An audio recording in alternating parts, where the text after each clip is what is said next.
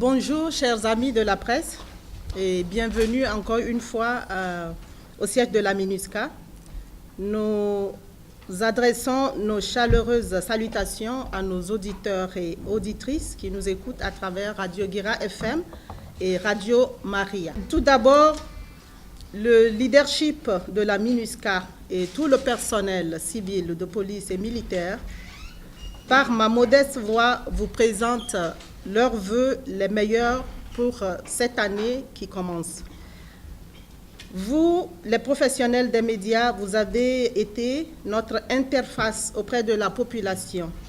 Et c'est pour nous l'occasion de vous remercier et vous souhaiter la poursuite de la bonne collaboration entre nous. À nos auditeurs également, nous adressons nos remerciements pour leur fidélité. Puisse 2018 être porteuse de santé, de paix et davantage de sécurité à toute la Centrafrique dans sa richesse et sa diversité. Aujourd'hui, alors que nous commençons une nouvelle année, nous avons choisi de jeter un regard sur 2017 et de vous proposer quelques activités et moments clés qui ont marqué cette année qui vient de finir. La visite du secrétaire général Antonio Guterres en octobre, sans aucun doute, a représenté le moment le plus marquant de l'année 2017.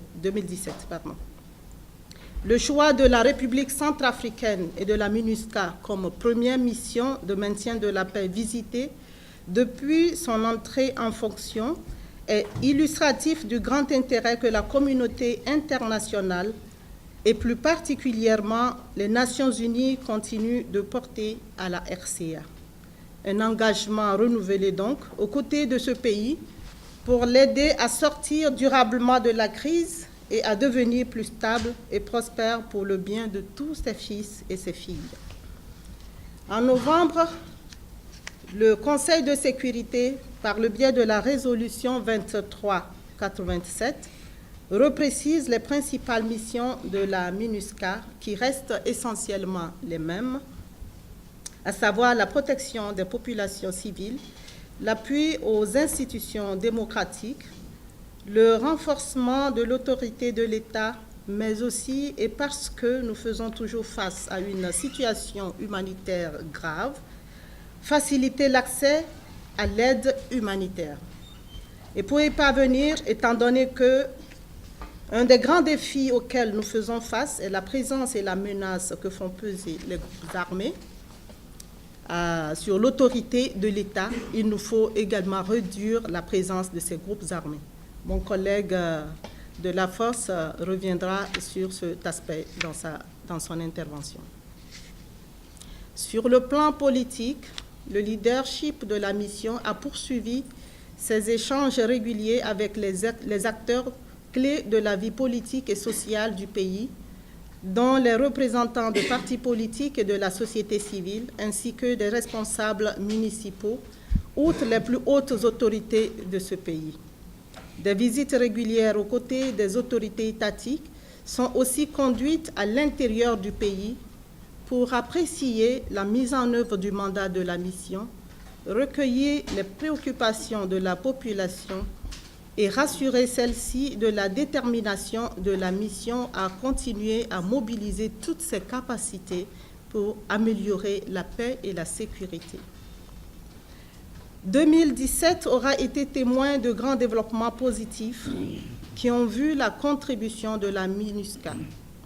Parmi ces événements, l'on cite pêle-mêle l'initiative africaine.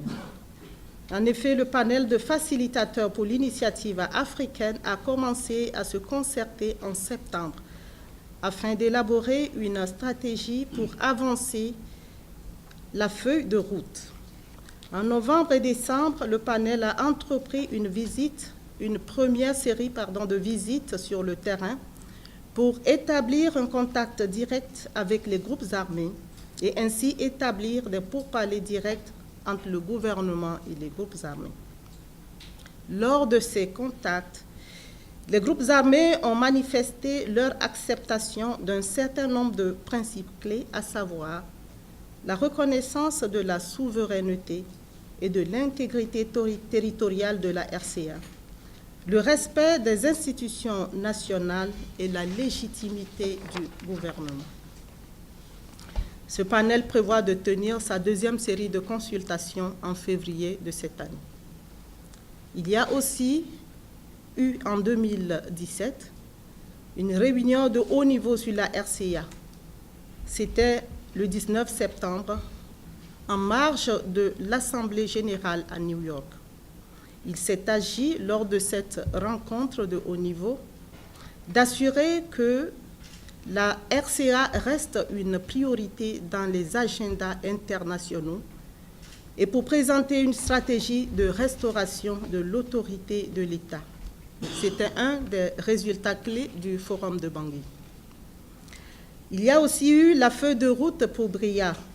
Donc, dès septembre, les affrontements entre groupes armés ont vu un retour au calme autour de Bria suite à la mise en œuvre d'un cessez-le-feu entre la FPRC et les anti-Balaka. En octobre, un accord a été conclu entre l'UPC, le FPRC et RDR, qui a répandu ses effets de la cessation des hostilités dans la Ouaka. Au niveau de la restauration de l'autorité de l'État, en novembre et décembre, le gouvernement a pris des mesures pour le retour des autorités préfectorales. Et tandis que les autorités locales, les organisations de la société civile et un nombre de groupes armés soutiennent le déploiement de tous les préfets, le FPRC insiste sur le fait que les antécédents des FACA et leur implication dans les opérations militaires passées contre les groupes armés constituent un obstacle. La MINUSCA continuera à apporter son appui aux initiatives locales de médiation et de dialogue pour le renforcement de l'autorité de l'État. 2017 aura aussi vu l'accord de Bouar. Il a été signé en décembre entre les anti-Balaka et les 3R, donc dans la préfecture de Nana Mambéré, et a été facilité par l'engagement vif des autorités nationales et appuyé par la MINUSCA et le Centre pour le dialogue humanitaire. Cet accord ouvre la porte pour le rétablissement de l'État et devrait faire l'objet d'un suivi étroit en collaboration avec toutes les parties prenantes. 2017, c'était aussi l'occasion à Kagabandoro pour une médiation locale, donc via l'établissement d'un comité local de paix et de réconciliation qui a frayé la route pour le dialogue entre les groupes armés sous l'égide de l'initiative africaine. Ce comité compte parmi ses membres des leaders communautaires, des autorités locales et la société civile, ainsi que des représentants de groupes armés. Sur le plan des droits de l'homme, il faut dire que la situation des droits de l'homme en RCA est demeurée préoccupante en 2017 à cause des affrontements fréquents entre groupes armés rivaux et l'apparition de plusieurs groupes d'autodéfense et des attaques ciblées contre la population civile. Les violations plus graves ont été enregistrées à Bangassou, à Lindao, Bria, Niem, Pombolo, Kembe et Zemio. La mission a enregistré 2710 incidents de violation et abus des droits de l'homme et des violations du droit international humanitaire de janvier à décembre 2017, affectant 4412 victimes. Les groupes armés ont été responsables pour 1714 incidents, tandis que des agents étatiques ont été responsables pour 966 incidents, notamment des détentions arbitraires. Au nombre des actions sur le plan du renforcement des droits de l'homme, 2017 a vu le lancement en mars du rapport Mapping, ou la cartographie, qui a documenté les violations graves du droit international des droits de l'homme et du droit international humanitaire commises en Centrafrique entre janvier 2003 et décembre 2015.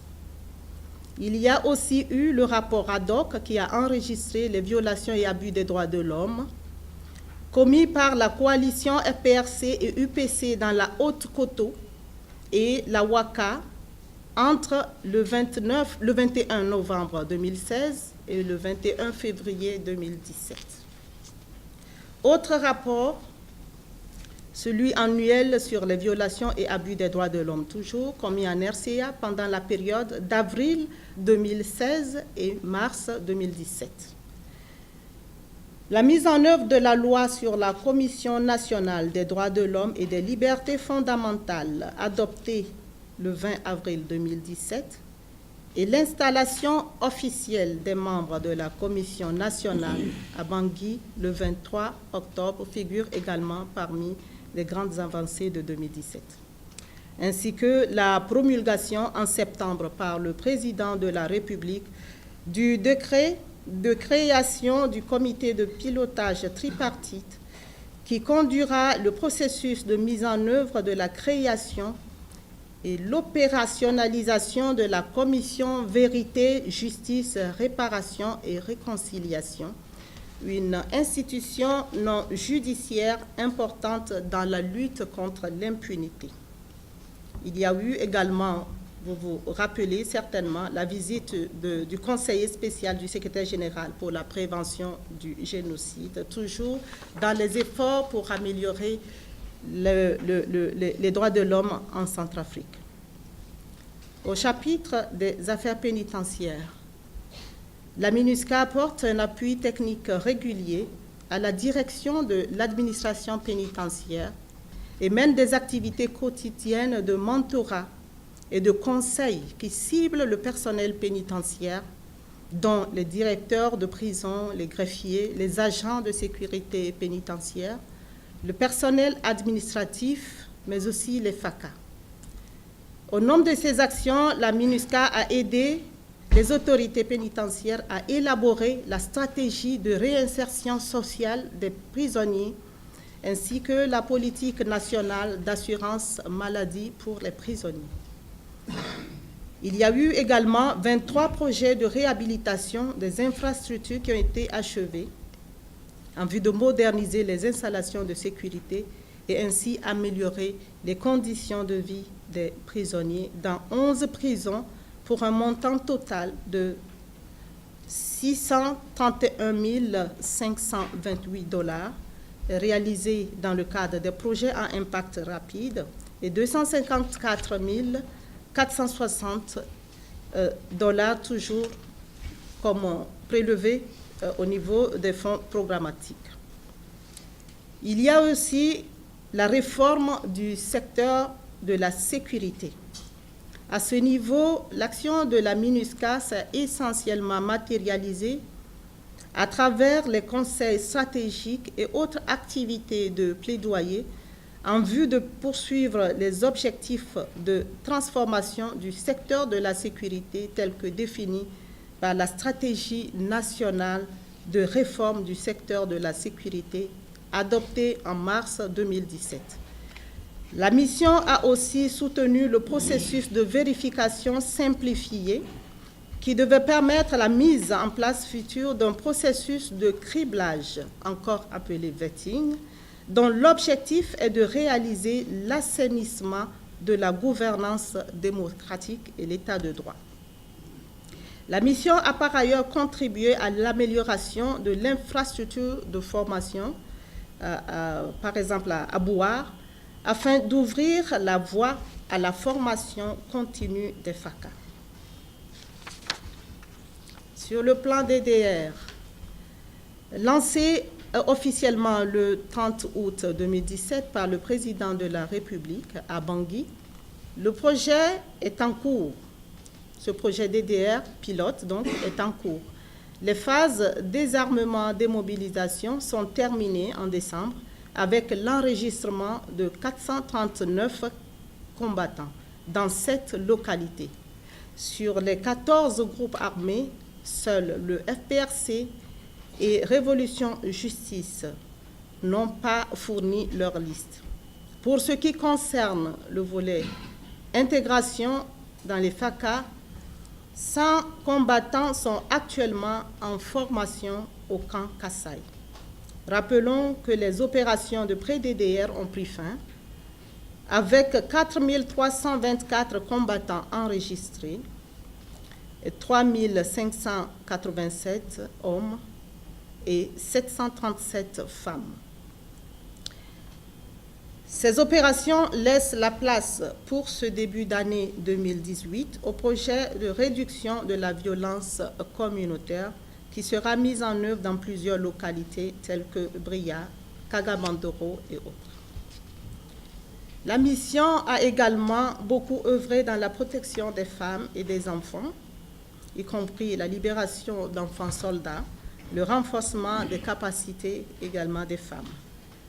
Mais 2017, c'est aussi des activités culturelles et sportives organisées à l'intention des jeunes par le Bureau de la communication stratégique et de l'information publique, lors des vacances scolaires notamment,